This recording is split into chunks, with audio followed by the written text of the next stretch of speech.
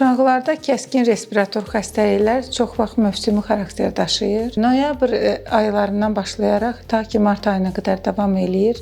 Çox vaxt bakterial və viral mənşəli olur. Kəskin respirator xəstəlikləri angina, bronxit, pnevmoniya bu formalarda yayılır. Yüksək hərarət, boğaz ağrısı, halsızlıq, öskürmə şikayətləri ilə çox müraciətlər var. İlkin simptomlar başlayanda ilk 48 saat ərzində həmən xəstələrə antiviral preparatlar verilərsə, xəstəlik 24 saat ərzində geri qayıda bilər və xəstə yaxşılaşar, yüngülləşər xəstənin halı. Yüksək hərarət varsa, aramsız öskürək varsa, deməli orada mütləq həkim müayinəsi lazımdır. Südəmər dövründə olan uşaqlar ən çox risk qrupunda olan uşaqlardır. Yəni 1 yaşına qədər olanlar. 2 yaşına qədər də ümumiyyətlə risk qrupuna aiddir. Valideynlər xəstə uşaqlarına daha diqqətli yanaşmalıdırlar. Onların qida rejimi, yuxu rejimi yerli yerində olmalıdır. Hərarətini tez-tez yoxlamalıdırlar. Bol-bol maye qəbul etməlidirlər. İmmuniteti möhkəmləndirmək üçün ən birincisi təmiz havada gəzmək lazımdır. Öz başına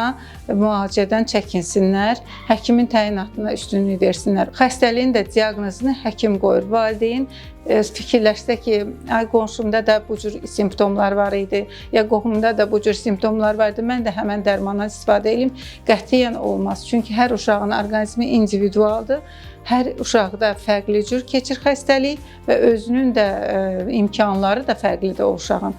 Ona görə də mütləq həkim təyinatı ilə istifadə etmək lazımdır preparatlardan.